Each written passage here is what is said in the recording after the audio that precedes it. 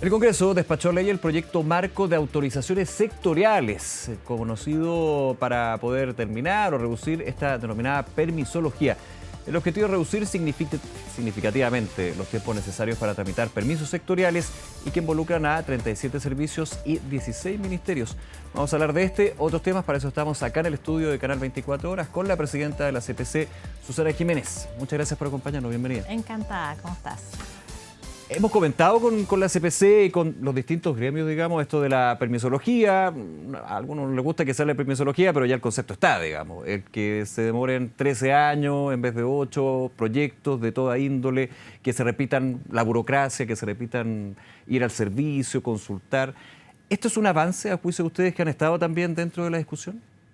Sí, mira, yo creo que este es un paso en la dirección correcta. La verdad es que lo que tú describes nos ha convertido en el país más engorroso para sacar adelante proyectos de inversión, producto de la gran cantidad de permisos, de trámites y de tiempo que significa poder sacar adelante proyectos de inversión.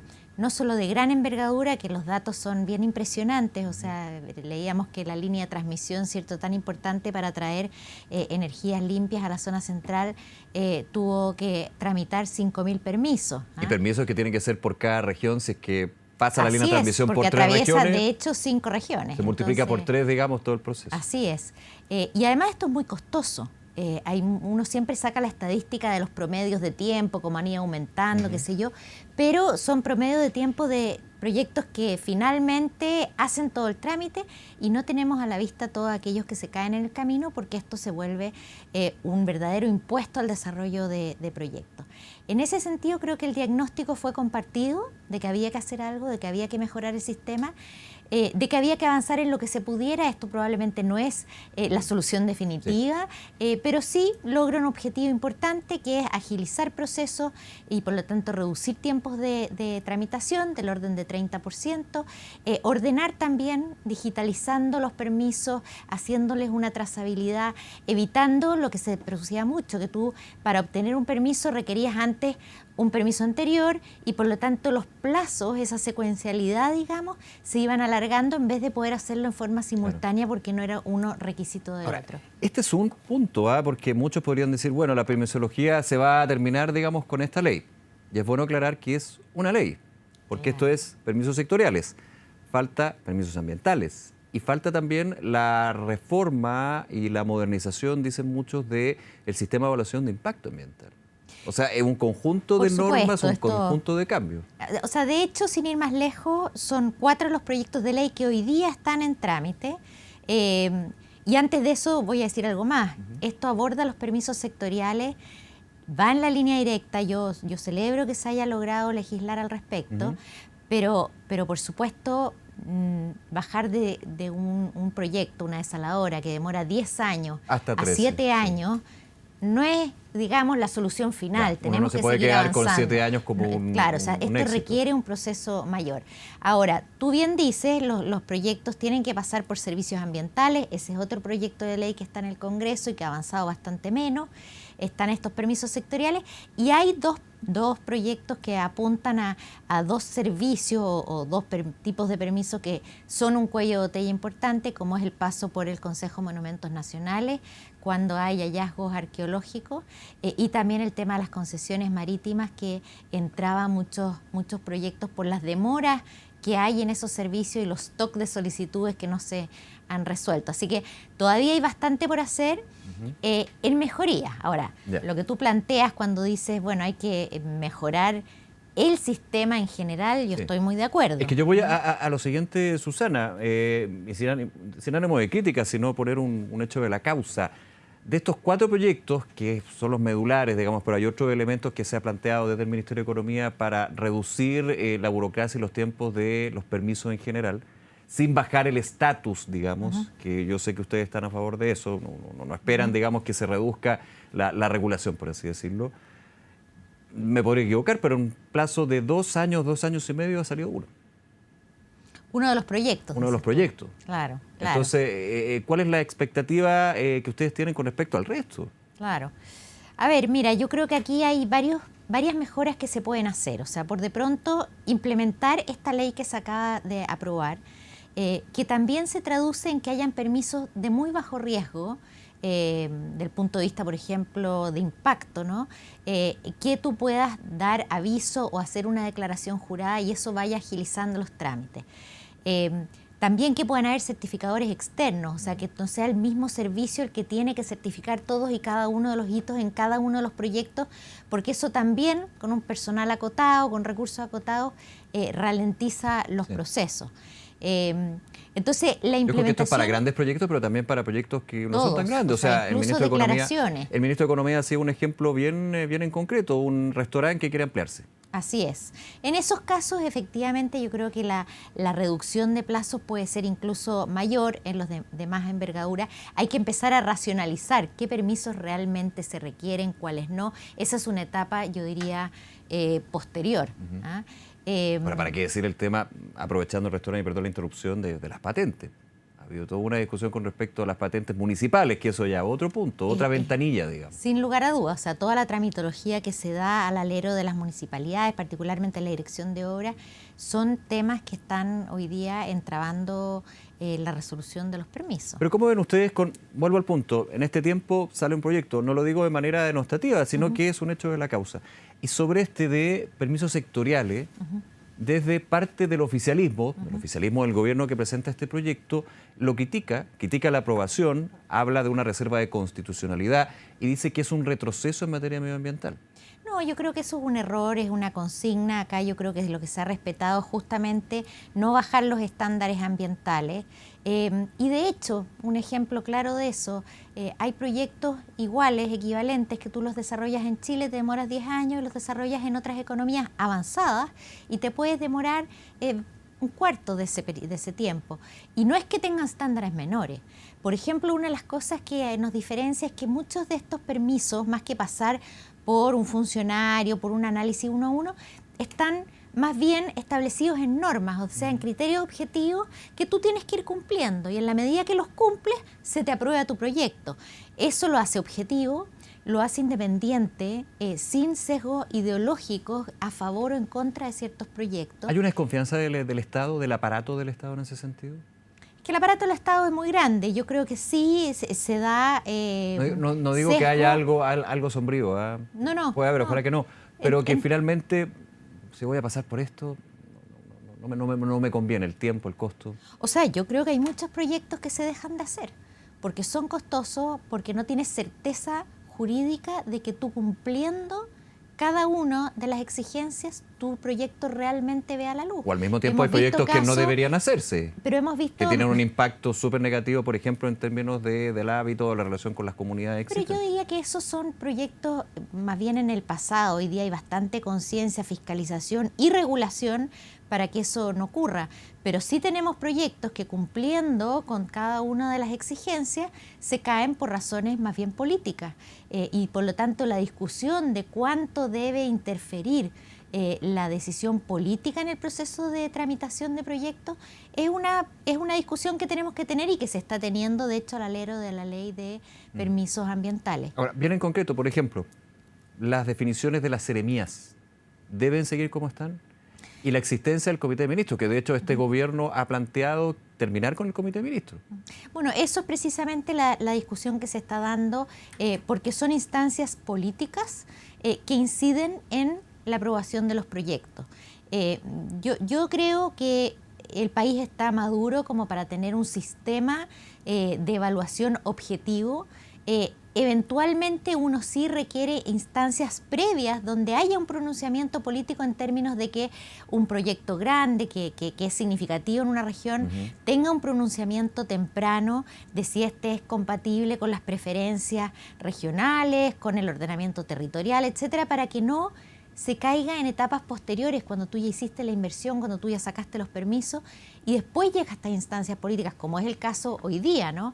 Que pasas por un comité regional y que está compuesto por la seremía y después hay reclamaciones al comité de ministros, donde las decisiones no necesariamente son bajo argumentos técnicos. Y eso creo que le mete un ruido a nuestro sistema de evaluación de proyectos que nos diferencia de otros lugares. No hay que olvidarse que los capitales compiten en el mundo, los capitales nacionales y los extranjeros. Y Aquí, cuando le dificultas el desarrollo de proyectos, buscan otros destinos. desarrollo de proyectos. Y voy a también poner un ejemplo. El metro, no es de un privado, o sea, de una empresa pública, una empresa estatal. Sin embargo, y apunto a lo que usted señalaba, Susana Jiménez, el Consejo de Monumentos Nacionales, que desde el empresariado, desde el sector privado, hay una señal de alerta de hace bastante tiempo. Lo pongo en ese tenor. Y claro, lo que algunos dicen es que efectivamente las competencias y fiscalización y facultades que tiene el Consejo de Monumentos Nacionales hoy, que a juicio de ello, entorpecido proyectos de inversión desde el sector privado, por ejemplo, podrían retrasar la construcción de las nuevas líneas del metro, la línea 9. ¿Ustedes lo ven factible? O sea, yo creo que es completamente necesario reformular la forma en que opera y los plazos que se dan dentro del Consejo de Monumentos Nacionales. Hay demoras enormes, pero no solo eso, sino que también hay que definir mucho mejor qué es un hallazgo arqueológico. Hemos visto porque hay que resguardar un hallazgo arqueológico. Hemos visto numerosos ejemplos que de hecho, las constructoras contratan ahora arqueólogos y arqueólogas cuando comienzan a hacer el pique, digamos. Así es, pero tenemos que tomar una decisión como sociedad. ¿Es un hallazgo arqueológico una tapita de botella de hace 50 años? Yo creo que no. ¿Es necesario paralizar la obra completa cuando tú tienes un hallazgo o tienes que proteger ese sector? ¿Puedes o no recoger ese hallazgo y llevarlo a las instituciones pertinentes para su resguardo y conservación? ¿O tienes que detener durante meses una obra con todo el costo que eso tiene? Yo creo que esas discusiones son completamente necesarias y legítimas de tener. En otro tema, Susana, estaba leyendo una carta suya en La Tercera, con los últimos datos de empleo, desempleo en este caso. Bien preocupante la situación del trabajo femenino, que llega a los 2 dígitos nuevamente. Hace tiempo que no lo veíamos ahí. Preocupación me imagino que sí. Y usted menciona en la carta el generar un debate concreto con respecto a el desarrollo laboral, por ejemplo, en la flexibilidad.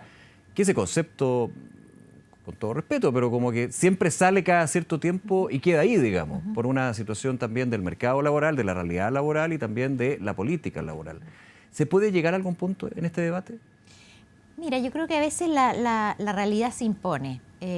Hace pocos años hablar de crecimiento económico era como un tecnicismo. Hoy día hablar de crecimiento económico está en las demandas ciudadanas, porque un país que hace 10 años crece a ritmo de 2% no genera grandes oportunidades ni esperanza de un futuro mejor. ¿Era un tema de derecha el crecimiento económico? Yo creo que siempre se decía que era de tecnócratas, como una cosa un poco peyorativa, ¿no? Y hoy día el crecimiento está en la agenda, estamos en un año electoral, de todas las campañas. El tema del empleo está estrechamente vinculado con esa discusión. Entonces no basta con decir queremos más crecimiento económico, hay que ir a las medidas. Y lo que hemos visto en el pasado, tú bien lo dices, hablamos de flexibilidad, pero hacemos todo lo contrario. Lo que hemos ido haciendo es ir imponiendo más restricciones y haciendo más compleja y cara la contratación formal, y eso se traduce, primero, en que la informalidad no cede, y segundo, y que es grave, es que llevamos más de 2 años con tasas de desempleo sobre el 8%. Pero me voy a adelantar. Perdón, solo para terminar. Sí, okay. Y en el último mes llegamos a 8,9%. Eso significa que en los meses de invierno lo más probable es que incluso veamos cifras sobre el 9%. Y por la estacionalidad, hablando de muchos, cientos de personas que buscan empleo y no encuentran porque no hay creación de empleo en una economía que no crece y que es costoso emplear hoy pero día. esto es a causa, en gran parte, o todo, ahí usted me lo menciona, de reformas como, por ejemplo, las 40 horas, reformas como el aumento del salario mínimo, y me quedo con estas dos porque suena mucho, pero están con una gradualidad importante. O sea, no estamos con 40 horas, bajo una hora. El sueldo mínimo ha aumentado, efectivamente, pero hay una gradualidad también en otro tipo de reformas donde un sector dice esto encarece la mano de obra. Efectivamente, la gradualidad de alguna manera logra permitir de que no se encarezca. ¿Es culpa el momento actual de reformas que van a verse en el 100%, digamos, en 5, estoy inventando, 6 años más? Mira, yo creo que la gradualidad a veces ayuda, pero no tanto como uno creería. Porque cuando tú sabes que en 5 años tú tienes que bajar a 40 horas, tú empiezas a adaptarte desde ya. Porque tú no puedes ir a hacer modificaciones en tus turnos de trabajo, en tus procesos productivos. Y yo creo que más que una reforma es la sumatoria. O sea, tú mencionaste la reducción a 40 horas, que aunque sea gradual, es un golpe hoy día. Golpe en el buen sentido de la palabra. Yo no quiero que se interprete que todos queremos que mejore la calidad de vida, que la gente pueda disfrutar ¿Ustedes ven beneficio a los trabajadores libre. de este tipo de políticas públicas? Por supuesto que hay beneficios evidentes, pero a veces se subestiman los costos. Y el costo es menos oportunidades para las personas, o sea, lo estamos viendo en los hechos, no es una percepción, es una realidad. Entonces tú sumas 40 horas, sumas aumentos de salario mínimo que han sido muy grandes cuando tú sobre todo los comparas con la productividad laboral que ha estado estancada, incluso negativa. La productividad laboral los últimos 10 años no ha contribuido, incluso ha contribuido en forma negativa al crecimiento económico. Tenemos el aumento de cotizaciones, también gradual, pero y completamente necesario, Nicolás. O sea, quiero ser bien clara, pero también es un costo de contratación en el mercado formal. Tienes leyes la cotización con cargo al empleador en este caso. Así es. Y que van a ser 7 puntos más de cotización. Tienes leyes que te obligan a hacer nuevos procesos y nuevas contrataciones para estar informando, para estar capacitando. Ahora, pero esto es la clásica pregunta, ¿cuándo hacerlo? ¿Cuándo no? ¿Cuándo es el momento? ¿Cuándo nos va bien? ¿Cuándo nos va mal? No, la pregunta que hay que hacerse es mirar hacia adelante. ¿Qué es lo que estamos viendo que está pasando con el mercado laboral? Hay una gran oportunidad, pero que también es una gran amenaza, que es todo el cambio tecnológico, inteligencia artificial, posibilidad de trabajo remoto, que se está dando en el mundo y en Chile también. Y la pregunta que hay que hacerse es si es que el modelo que hemos tenido de negociaciones, de regulaciones en el mercado laboral, se adapta a estos nuevos requerimientos. Otro ejemplo, el tema de la polifuncionalidad o la multifuncionalidad. ¿Es razonable en un mundo en que está cambiando vertiginosamente, donde el 50% de los empleos actuales se ven amenazados por la inteligencia artificial y otros potenciados por las herramientas y competencias que te da? Pero eso significa que todos nosotros tenemos que adaptarnos a esos nuevos cambios y no podemos seguir sobre las mismas bases y discusiones que teníamos antes. Entonces, la flexibilidad, a lo mejor que hablábamos antes, es un poco distinta a la de hoy, porque está desafiada por las nuevas condiciones. Y yo creo que ha faltado un poquito más de realismo en percibir qué es lo que se va a necesitar en ese mercado laboral hoy y en el futuro. Susana Jiménez, ¿ya has visto esta discusión y este realismo en las propuestas, en las declaraciones de las candidaturas presidenciales? Estamos en año electoral, entonces evidentemente este es uno de los temas. La seguridad, urgencia, la economía también. ¿Se ha visto en las propuestas? Es que has propuesto, obviamente queda todavía para noviembre, pero de todas maneras ya entramos nuevamente a una nueva recta final, digamos. Si entramos en un proceso ya definitivamente de campaña. Yo, mira, quiero relevar lo positivo. Pienso que es muy positivo ver que todas las campañas de alguna manera se hacen eco de los principales preocupaciones, dolores de la sociedad, que justamente son los que tú dices: seguridad y economía.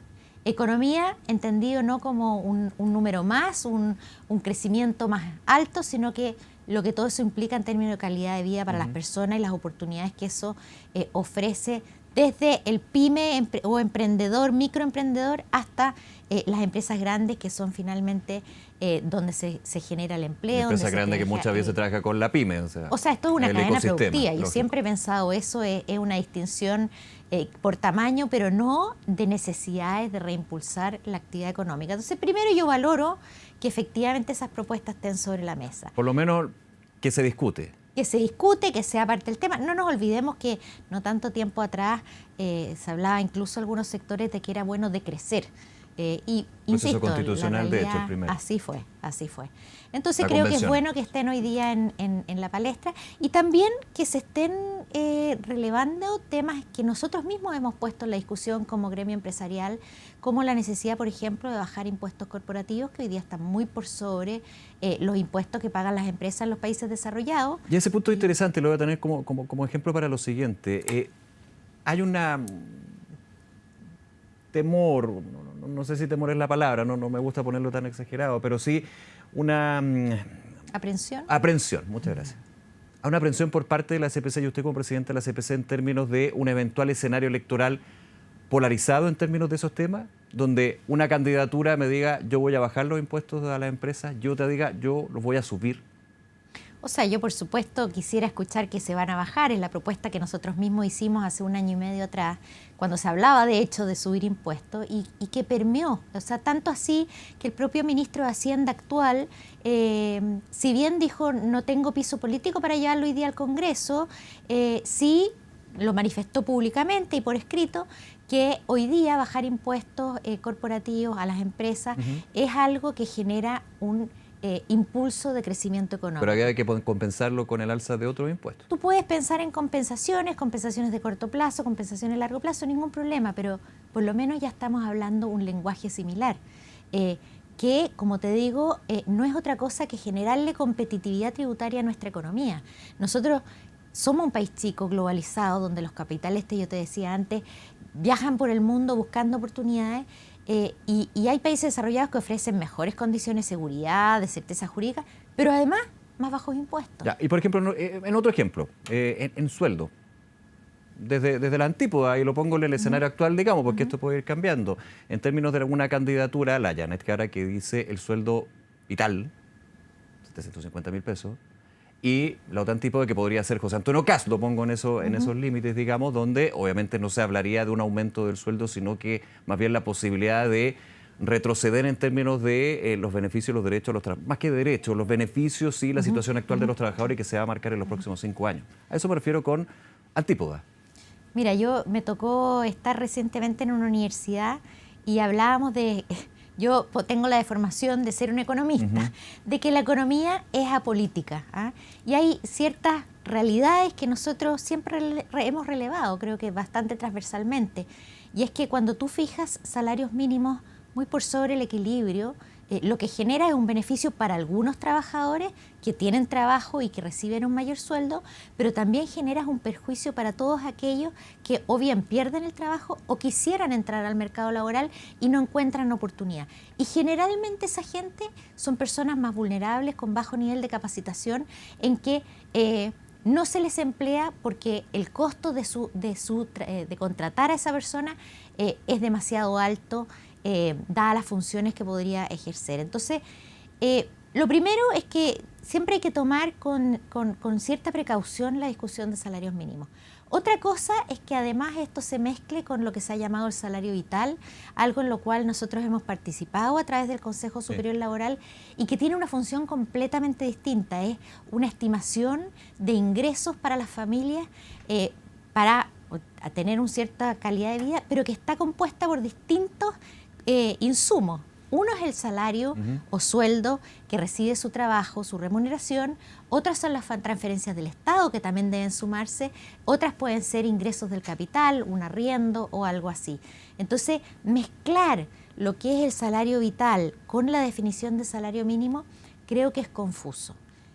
Podemos aspirar a un salario, o más que aspirar, podemos calcular cuánto es el salario necesario, que es más bien un ingreso necesario, pero como te digo, el componente no es solamente el salario que se obtiene el trabajo, también, obviamente, son las transferencias que hace el Estado a través de sus distintos programas sociales. Por último, Susana, ¿es un buen acuerdo el de Codelco-SQM? A ver, yo creo que es difícil cuestionar un acuerdo que se realizó, que se hizo público, que le da viabilidad a la explotación de un recurso tan importante para Chile y para la transición energética. Por lo tanto, yo más que cuestionar el acuerdo, yo diría, bueno, ¿cuál es la opción alternativa que no nos haga perder esta ventana de oportunidad que significa la transición energética? Hoy día el litio es un elemento fundamental para todo lo que es electromovilidad, algo en que el mundo, al menos el mundo occidental y europeo en particular, se está moviendo con fuerza. Y todos los que saben te dicen que estamos atrasados. Y no sabemos cuánto tiempo va a durar, porque así como hoy día hay baterías de litio, mañana pueden haber, de hecho hoy ya hay, con otros materiales críticos que pueden terminar siendo eficientes y baratos. Por lo tanto, creo que lo más importante, a mí me encantaría haber visto un desarrollo del mercado del litio con todo el expertise que tiene Chile y las empresas chilenas para desarrollarlo, mucho más abierto, mucho más digamos, consolidado en la actividad privada, se tomó esta opción de alianza público-privado y creo que entrar a cuestionarlo hoy día solo nos hace perder en esta competencia por llegar a los mercados de destino y aportar a la transición energética. O sea, ya no es el momento de cuestionarlo, sino que avanzar en el acuerdo que ya está definido. Yo creo que ese es el acuerdo que se ha alcanzado a la fecha y creo que los tiempos apremian. Susana Jiménez, presidenta de la CPC, nuevamente muchas gracias por acompañarnos. Muchas gracias a ti, Nicolás. Que estés muy bien. Gracias.